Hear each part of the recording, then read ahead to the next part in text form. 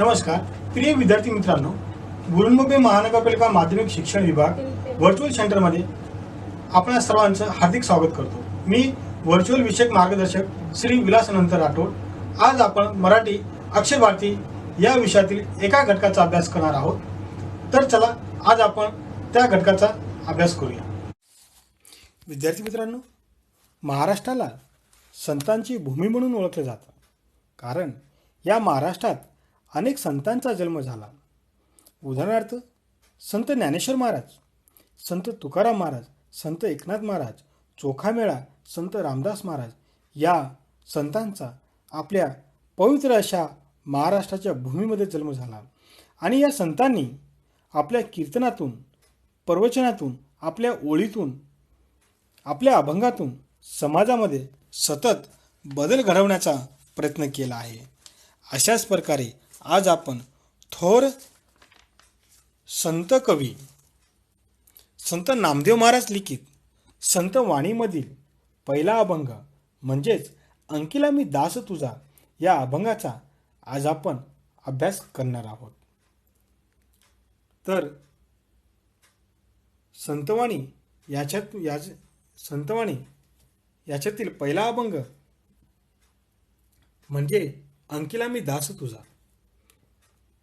आता आपण संत नामदेव महाराज यांचा परिचय करून घेऊया। संत नामदेव महाराज यांचा जन्म 1270 तर यांचा मृत्यू 1350 मध्ये झाला। संत नामदेव महाराज वारकरी संप्रदायातील थोर संत कवी। संत नामदेवांची अभंगरचना अतिशय उत्कृष्ट असून त्यांच्या अभंगाची भाषा सुबोध, सरळ, साधी आहे। त्यांनी हिंदीतही रचना केली आहे। पंजाबात जाऊन त्यांनी भागवत धर्माची पताका फडकवली। शिखाच्या गुरु ग्रंथ साहेब या ग्रंथात त्यांनी 61 कवने समाविष्ट असून भक्त नामदेवजी की मुखबानी या नावाने ती प्रसिद्ध आहे।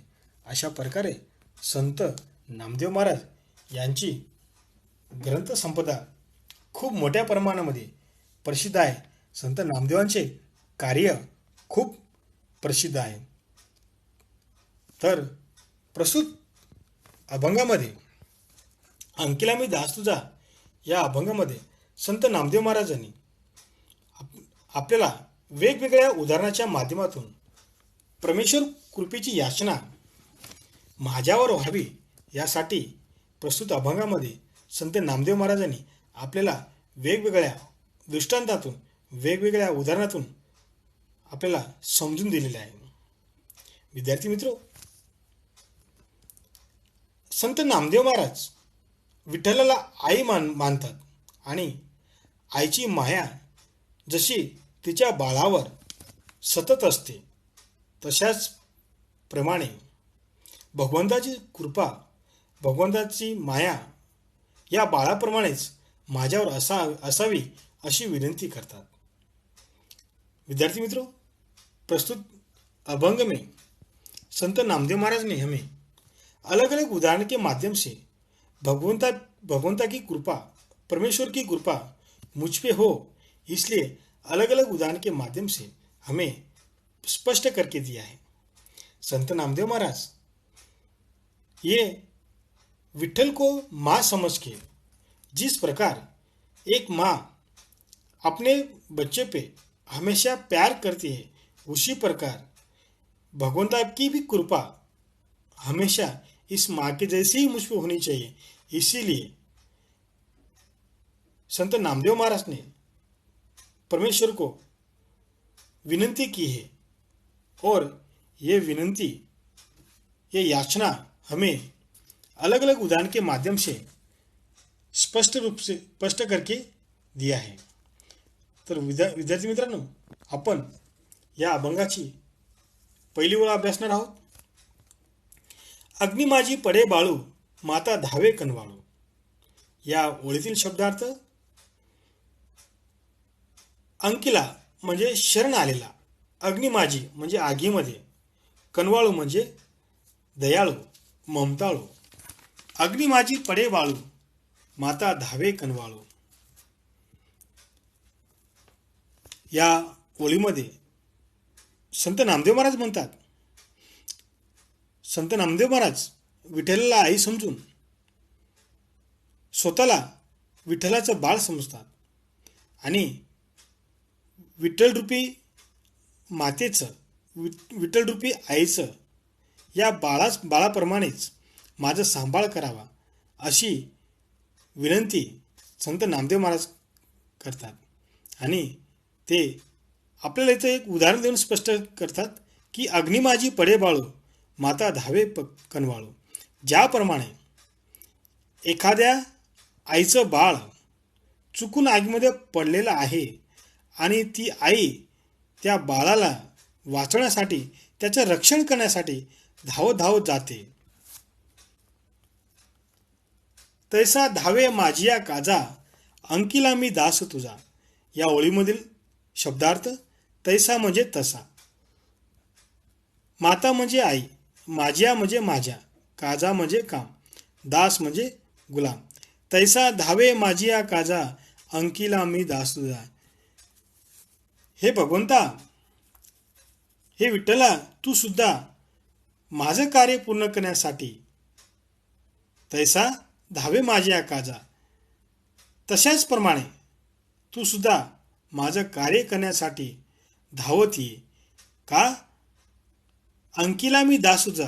का? मी तुझा दास आहे, तुझा सेवक आहे, तुझ्या चरणी मी लीन झालेलो आहे. संत नामदेव महाराज पहिल्या ओळीमध्ये म्हणतात की अग्नी माझी पडे बाळू माता धावे कनवाळू, तैसा धावे माझिया काजा अंकिला मी दास तुझा.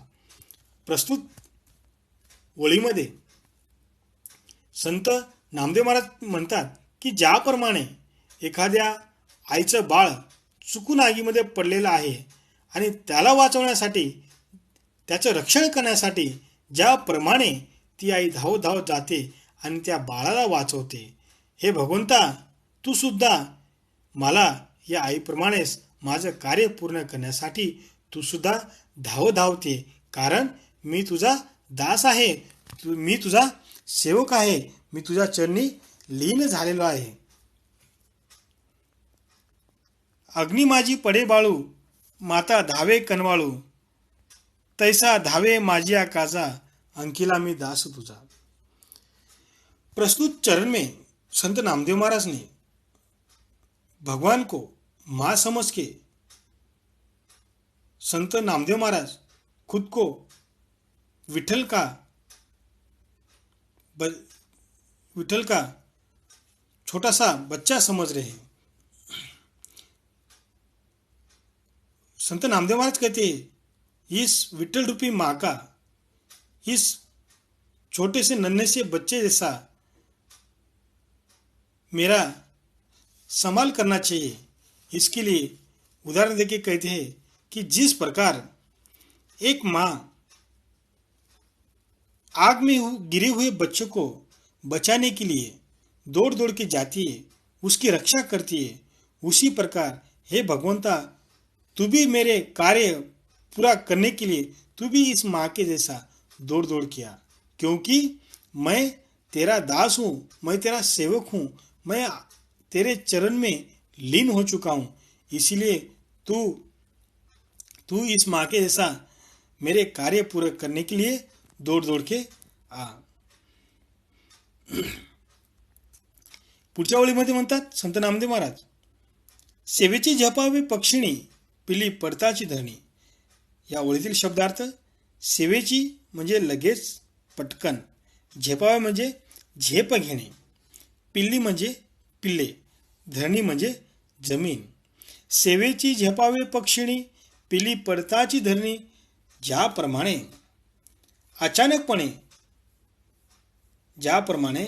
अचानकपणे एखाद्या झाडावरून पक्षिणीचे पिल्लू जमिनीवर पडलेले आहे आणि ती पक्षिणी क्षणाचाही न विलंब लावता त्या पिल्लाला वाचवण्यासाठी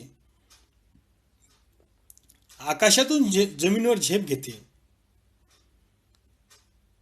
त्याचप्रमाणे हे भगवंता, तू सुद्धा माझं कार्य पूर्ण करण्यासाठी या पक्षिणीप्रमाणेच क्षणाचाही न विलंब लावता माझं कार्य पूर्ण करण्यासाठी तू सुद्धा धावत धावत ये. सेवेची झेपावे पक्षिणी पिल्ली पडताची धनी. जिस प्रकार एक पेड़ पर से पंछी का जो छोटा सा बच्चा रहता है वो अचानक जमीन पे गिर जाता है और उसको बचाने के लिए वो पंछी तुरंत जमीन पे आती है और उसको बचाती है. उसी प्रकार हे इस पंछी के जैसे ही भगवंता तू मेरा कार्य पूरा करने के लिए ऐसे ही इस पंछी के जैसा ही तू जमीन पे आ और मेरा कार्य पूरा करने के लिए मुझे मदद कर, क्योंकि मैं तेरा दास हूं.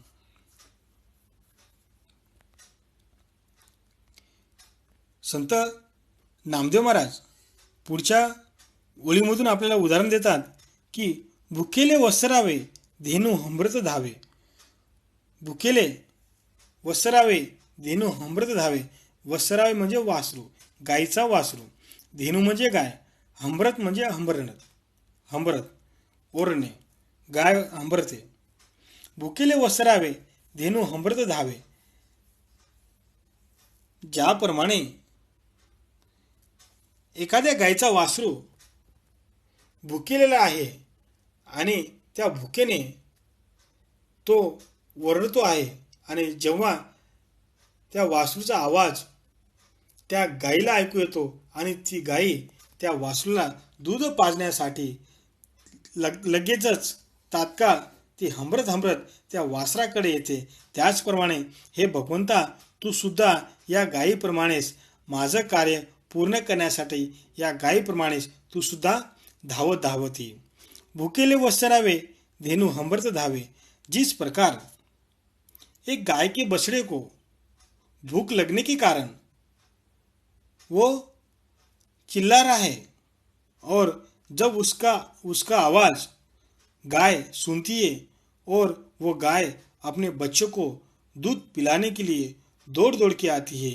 हे भगवंता, हे विठ्ठला, तू भी इस गाय के जैसा मेरा कार्य पूरा करने के लिए दौड़ दौड़ के आ.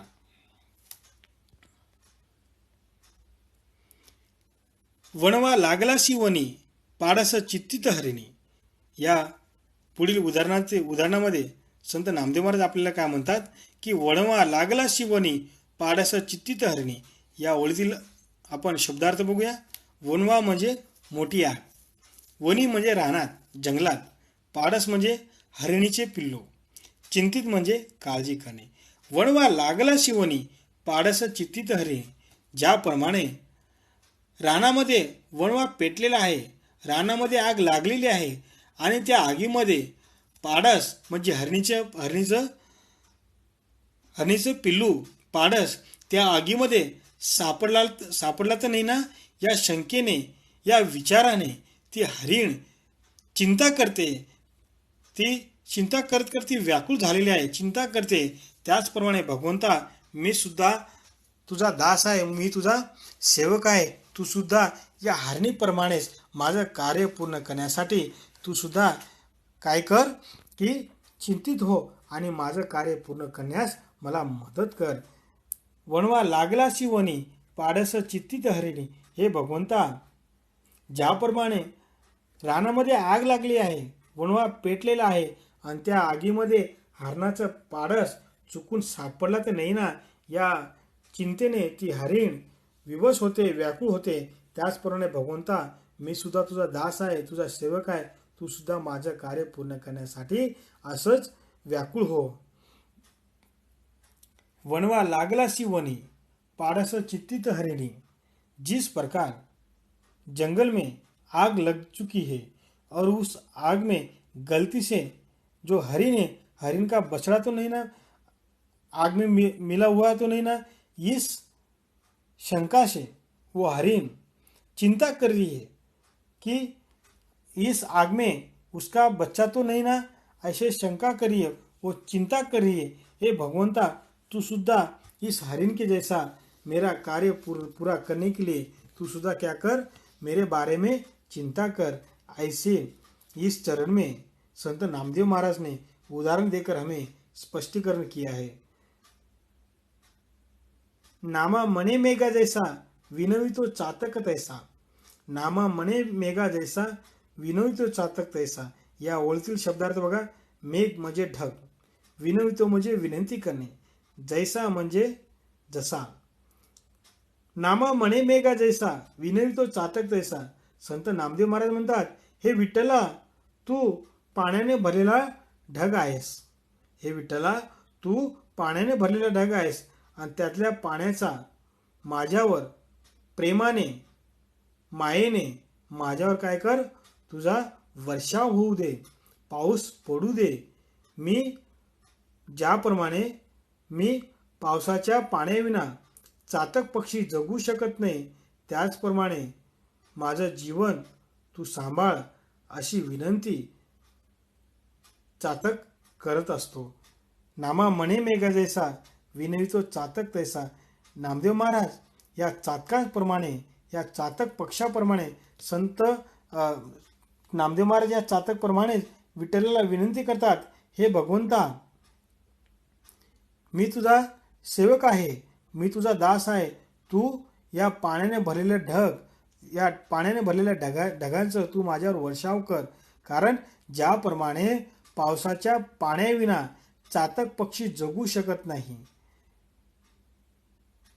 त्याचप्रमाणे हे भगवंता तू सुद्धा माझा सांभाळ कर अशी विनंती या चातक पक्षाप्रमाणेच विनंती नामदेव महाराज विठ्ठलाला करतात।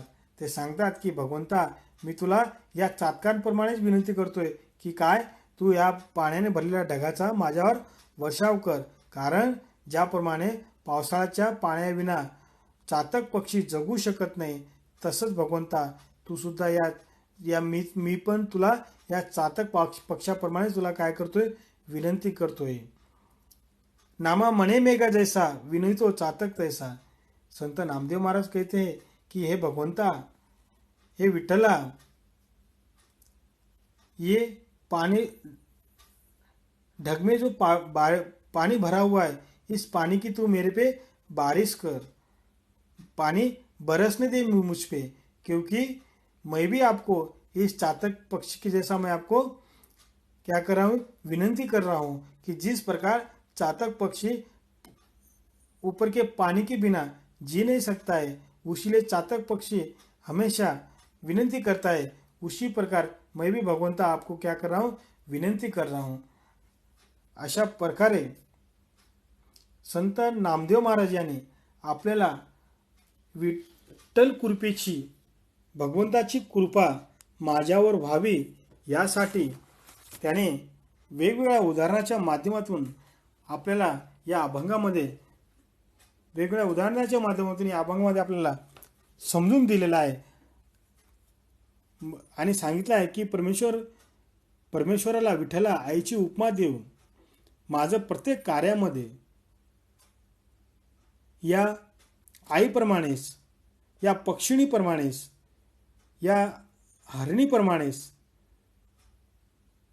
माझ्यावर कृपा कर, असं आपल्याला या अभंगातील प्रत्येक उदाहरणाच्या माध्यमातून संत नामदेव महाराजांनी आपल्याला सांगितलेलं आहे।